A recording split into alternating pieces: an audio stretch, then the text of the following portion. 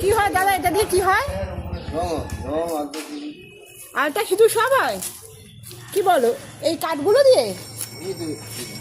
দাদা দাদা, আচ্ছা এইগুলো দিয়ে কিভাবে হবে? কিভাবে হয় বল বাবা। কি রে, ও বলছে লজ্জা পাচ্ছে, লজ্জা পাচ্ছে। কেমিতি এই যে এর মধ্যে যেগুলো লেগে আছে সাদা, এগুলো দিয়ে হয় আলতা? আমিও জানলাম তাই, মানে গাছটা দিয়ে নয় কিন্তু দাদা বাবা। এই যে সাদা যে এগুলো লেগে গেছে, পোকা না এগুলো? কি এই পোকা?